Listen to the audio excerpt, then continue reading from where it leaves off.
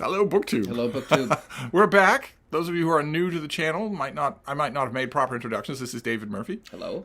He had a BookTube channel and nuked it, but he has returned to BookTube. To the rejoicing. Your comment section is full of people happy you're back. Seems like it, yeah. I mean, I've only made some of those accounts myself, so it's not all manufactured. And when David comes over to visit, we hunt for books. We do a lot of that, and we did it today. We went out in this chilly, clammy rain and went thrift shopping. Goodwill, Salvation Army, Savers, which is a chain. We went to all... it's amazing the technology that he has. He gets his phone to talk to the dashboard of the car, and all of a sudden these routes pop up. I don't understand it, but it was wonderful. We got to go to a whole bunch of places. But during that book hunting, a horrifying pattern emerged that I don't understand, and I don't think you understand. I don't understand it either, no. David did not get books. He walked out of places empty-handed. He did a lot of sighing, deep sighing, soulful sighing. He would walk up to a wall of books and go... And I'd walk away and I'd sigh again, and then I'd get in the car and I'd sigh again. I don't know what's happening. I may just have to lay down on the couch for a while after this and think about my whole life. Is it because my dad hit me when I was a kid and it's just coming up now? I don't know what's happening. Although you said we go book hunting. Maybe it's like actual hunting or fishing. Sometimes you don't get anything. Is it possible that you've had a radical change in your diet recently? Maybe that's throwing your electrolytes I'm not feeling well. Yeah, that is true. That is true. So you're going to notice a disproportion. Because I got a lot of hilarious disproportion. It's never been this great. So usually we're about even. So you want to kick things off? Yes, with one of your little books. The Mask of Command by John Keegan, and this is essentially his book on what would you say, generalship, I suppose. And I've only read parts of this. I've never read it all the way through, but I think you're a fan of this. I love the book. Yeah. So now I actually have my own copy. And I love that hardcover too. Yeah. I always see it as a crappy trade paperback, so I don't have a copy at the moment. Okay, my books are in batches to counterbalance David's. And the first batch is murder mysteries. Or murder mysteries and murder mystery adjacent stuff. There was a motherlode that I found. Like there's this thing. This is Ken Warple. And it's a thin thing, but it's not. It's a study of various famous mystery writers and their major characters. I found a couple. I don't see the other one here, but it'll crop up. I found a couple of these Philip Craig Martha's Vineyard murder mysteries in hardcovers, ex-library editions in hardcovers, and these are set on the island of Martha's Vineyard, so they're a great treat to me. And Bill Rutenberg fell in love with this series a few years ago, and when he did that classic BookTube thing, when he did that and mentioned it on his channel, it had been years since I read one, and BookTube just makes you want to reconsider things. So when I saw I didn't do that really at the time. I read a couple, but I found a couple more today in hardcover. So, and then some mystery reference works. I found this thing, H.R.F. Keating's Whodunit, with this weird extra thick plastic covering on it. This is just again an anthology of stories and studies of mystery fiction. I want to save this for last. And then another one of his books, The Bedside Companion to Crime, that has stories of, how writers came up with their famous characters, famous adaptations on Broadway, full of pictures. There are pictures all throughout here. I've had this before and really liked it. I've had this next one before many times. I also really like this. This is Murder, Inc., big compendium of murder mystery lore and legend, cartoons from Punch and the New Yorker about murder mysteries, all that sort of stuff. Full of books like that are full of trivia that you don't always remember, but they're also wonderful as seed beds for recommendations. Because the authors aren't thinking to recommend. Then we have The Whodunit, an informal history of detective fiction. Again, heavily illustrated to show the origins of detective fiction. And then this visual feast, this is the artwork of detective stories. This is full of old pulpy artwork just throughout here. It's going to be just a joy to go through. And then finally, this big thing here, which I think is probably headed elsewhere. In fact, I know it is. I know the recipient. This is The Detective in Hollywood. And it's a story of murder, mystery, and crime stuff in the golden age of Hollywood. All from the origins all the way to the time when the golden age ended. The time when the golden age of that kind of crime and crime prevention story ended. It ended with one movie, but it also ended with one line of dialogue. That golden age ended with the line, "Do you feel lucky, punk?"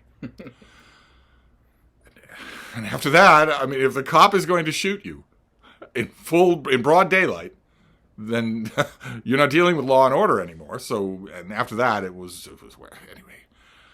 I can tell you all about that later. Yeah, in a car when I can't get out. Yeah. And then the find for the mystery section, the find perhaps of the day. The Nero Wolfe Files, edited by Marvin Kaye. This will be tons and tons of Nero Wolfiana and whatnot. I think this might even be pastiche fictions.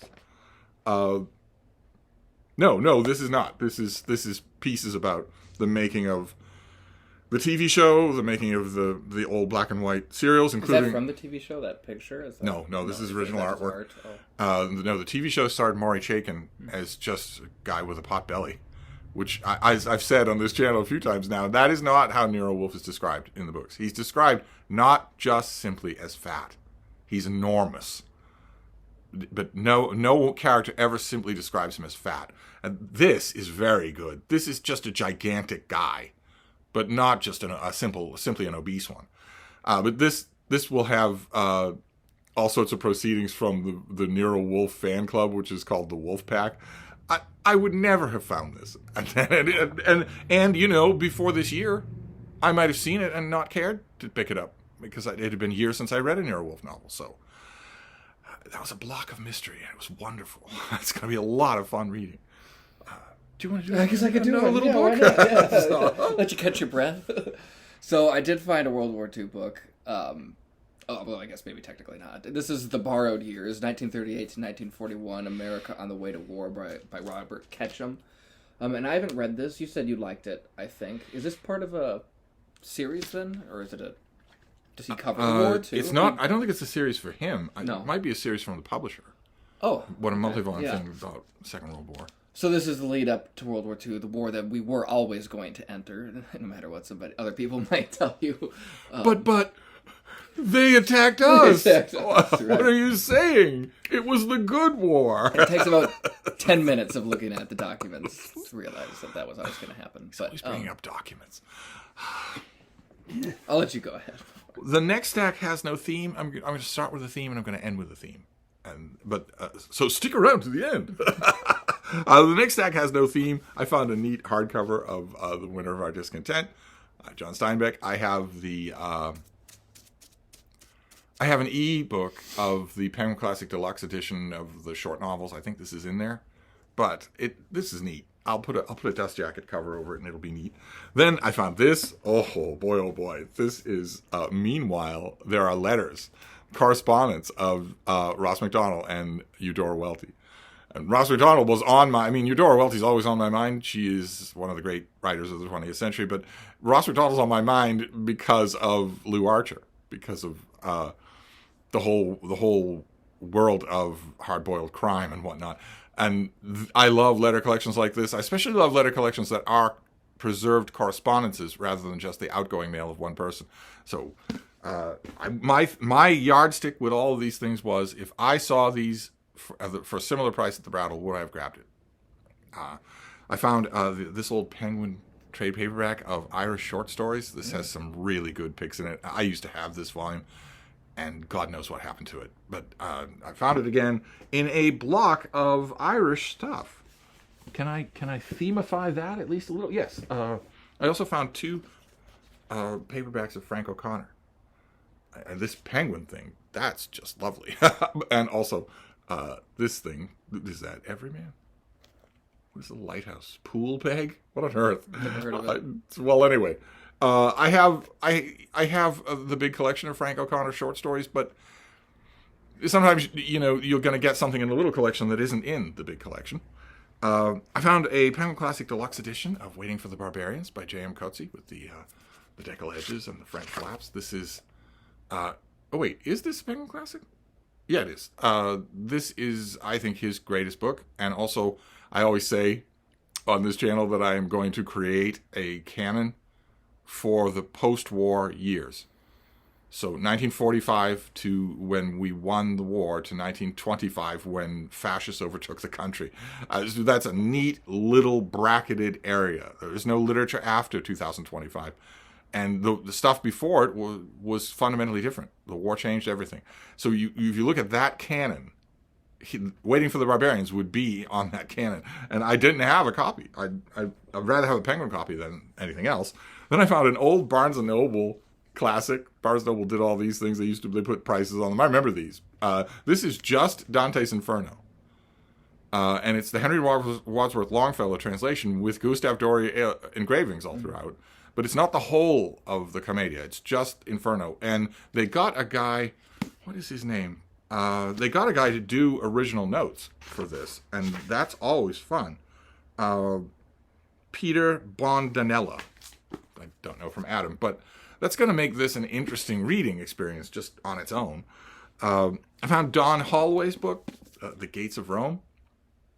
It's about Stilicho and Alaric and the very end of Rome. And I never got this. I think I read it. I think I read it out of the Boston Public Library, but I never got it from the publisher because the publisher is Osprey, I think. Yeah, the publisher is Osprey, and I don't have anybody to talk to there. So they have if you don't have somebody to talk to at a publicist, then you've got to go to just the general transom trash email, publicity at whoever the publisher is. And some publishers, they have an intern watching that, and others don't. Others just don't. So your request goes there and goes nowhere. And more letters. I found this thing here. This is the a brief life of Louisa May Alcott, and then letters and especially journals. I got this for the journals. It's going to be a great joy to me. I love reading about the Alcotts. I found a hardcover of Terra Incognita by Sarah Wheeler. This is travel writing. She goes to Antarctica. She launches off from Tierra del Fuego, which she describes as a place where men with long beards go to die. and this is great. As travel writing goes, it's just great. About a place that you wouldn't think could sustain a whole book of travel writing. Because this is the moon. This is another world. And there's almost nothing there. But I loved it. Even though, and this was brought out in an orange spine Penguin trade paperback that I beat to hell. So I'm glad I have the hardcover.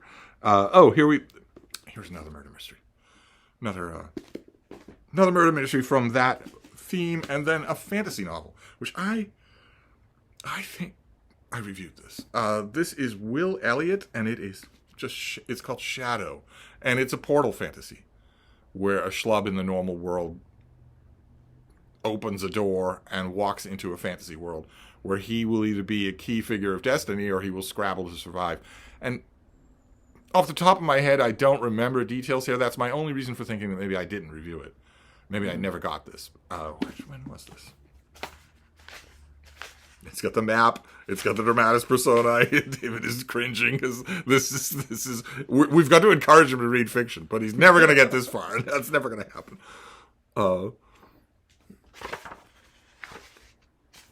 Well, okay, I've got the unclaimed lands, but I don't have a pub date.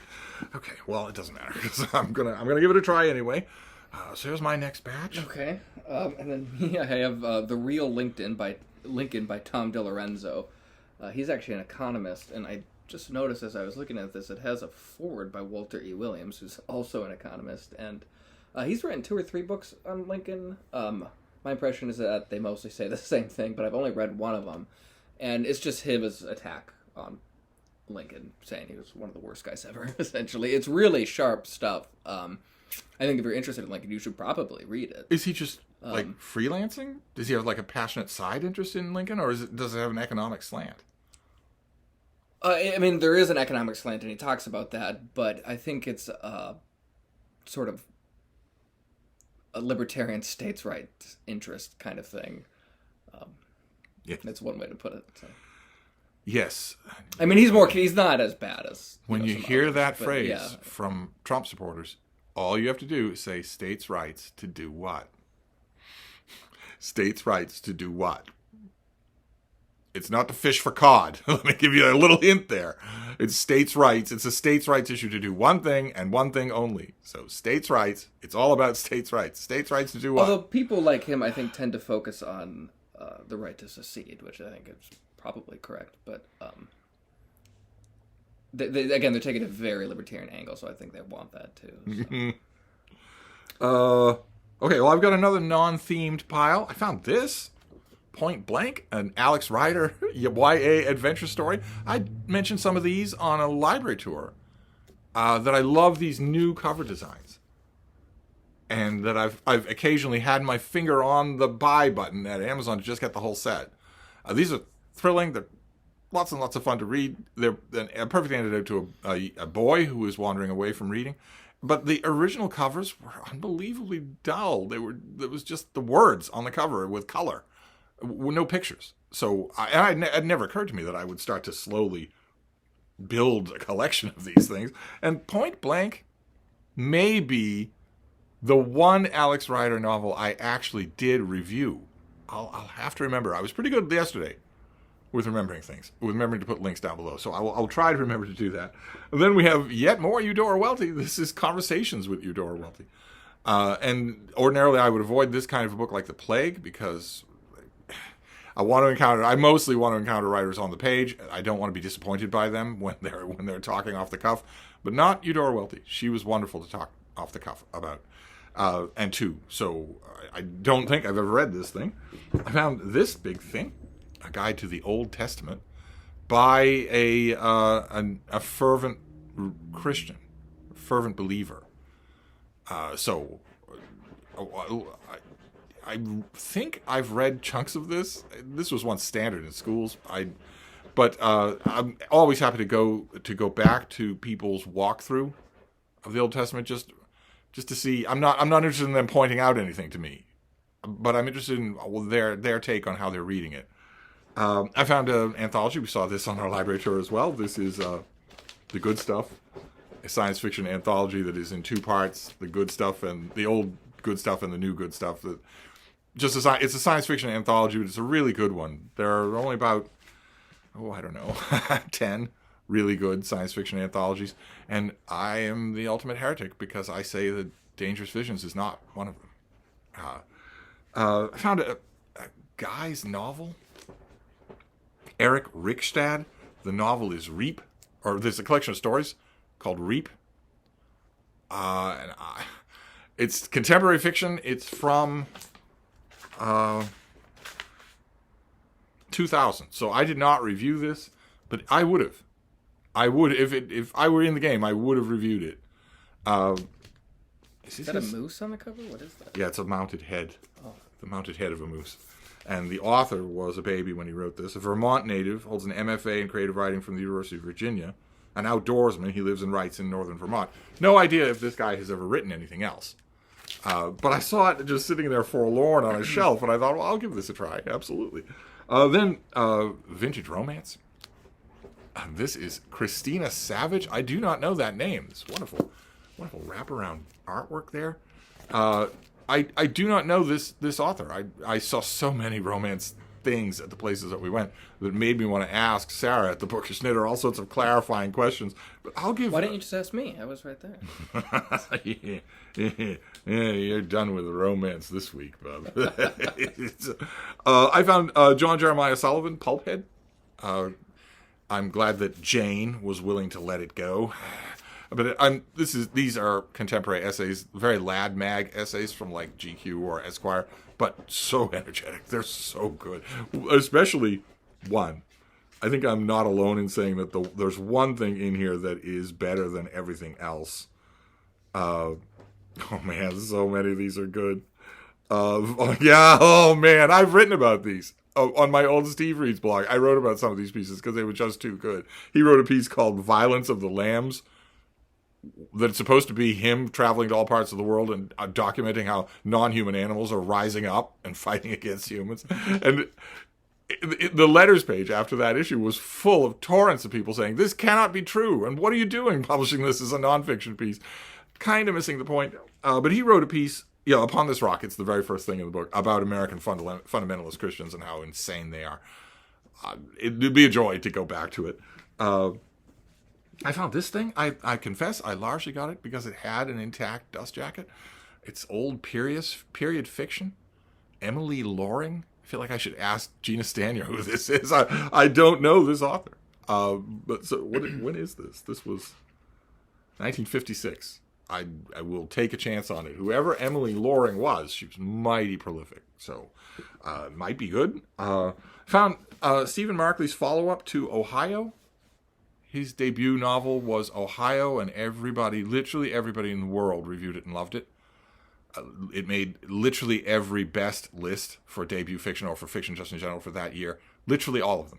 Everybody. It was the definition of universally praised. And then he wrote this thing, The Deluge. And this was not universally praised. I myself, we've got a review from the Times and the Post. I bet the Wall Street Journal guy didn't like it. He didn't like anything. He's Scientific American. Oh, no, this Deluge, yes. Kirkus, Publishers Weekly, Seth Meyers. But I bet anything that the journal is not in. No, the journal is not in here. All right, well, I read this and thought that it was a State of the Nation novel that went nowhere. I thought it was largely inert. It failed, I thought, in exactly the headings where Ohio succeeded. But I want to give it another try. And when I'm at a thrift store, I love to buy books. I just love it. I mean, who doesn't, really? Any real reader would. Another Vineyard mystery. These are all ex-library copies, and I got all of them that were there. I don't need a whole set, but I got them all. And finally, this thing, the heartbreak of the day. I searched everywhere for Volume 2. This is the old Science Fiction Book Club edition of the Amber Chronicles of Roger Zelazny. And this is Volume 1, and I thought, what are the odds that somebody dumped Volume 1 and didn't dump Volume 2? But I left no stone unturned. That Volume 2 was not there. So I have this. This starts it off. What are the...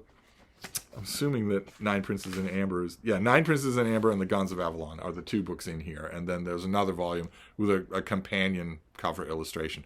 And it wasn't there, so it'll turn up. the Brattle will provide. So there you go. That is what... Well, I guess, yeah, then there's this book which Steve pushed on me, so I didn't even get this. This is The Sheriff of Nottingham, which you've talked about a lot on your channel, and so thank you for giving it to me. If I saw it, I would have grabbed it, just because I've heard you speak about it so much. It's genuinely good. I think I'm honing in on what fiction needs to do to please you. And, the irony is, not to swell your ego or anything, the things that fiction needs to do to please him are the things that all fiction should do. Instead of being prissy and self-impressed. But I could try a little harder though too. Well, yeah, you don't go halfway, no, definitely. No. But that's okay. John le Carré will please you. This book will please you. I also wanted to find Hilary Mantel, but the only copy I found at all three places we went to was waterlogged. Oh, really? Yeah. Oh. So I'll have to keep an eye out for that as well. And then my last batch is also themed, and it's an interesting thing. The idea came to me. I wasn't going to pass it up because they were dirt cheap and in perfect condition. I found the Mortal Instruments series of Cassandra Clare in this set, which I didn't actually do it, but when you put these together in numerical order, this makes a picture of our main characters looking at the cityscape. I read the first one of these, City of Bones. Is this YA or is this... Yeah, it's YA. It's very, very good. It's very energetic and good. This thing. This is the new cover for City of Bones, it's good and it's nice and dramatic. Any of you who are familiar with the old cover of City of Bones will know that Steve prefers it. But the series just goes on from there, and it's so good. You have to be in the mood. I mean, it's hyperventilating in YA fiction, but it's so engrossing. That when I saw the whole set, I just had to get it. And what I'm going to do is reread the whole set in a blast and then give it away to one of you. I'm going to box up this beautiful set and give it away. But that's not going to be for a while. That'll be the end of the summer. So there you go. That was an extremely lopsided book haul. Yeah, I'm still a little dejected, but we just need a sure thing, and we have some time. We have time. So We have time left for sure things. That's the thing with thrift shops. They're not sure things. You don't. It's like you said. You said today we could go back to such a place in 3 weeks, and you'd have 50 books. So. Yeah, and they clearly have a lot of turnover too. I just didn't see a lot of the things that I like to read, so maybe I just need to read more. You wouldn't want to buy books just out of bootless aggression to further the hall wars. Nobody wants to do that. Nevertheless, I could contribute a little bit more, though. I'm not a very good ally in this war. Yeah. Vichy France. Whoa, okay, whoa. Let's take it down a notch. Anyway, that was our book haul. Gray, rainy day, but the night is young. More like Australia. I'm putting in some effort, but it's not one of the big three. It'll turn around. It'll turn around. We haven't been to the Brattle yet, for instance. The Brattle never disappoints. But anyway, we're going to wrap this up, but we'll be back. Thank you, BookTube.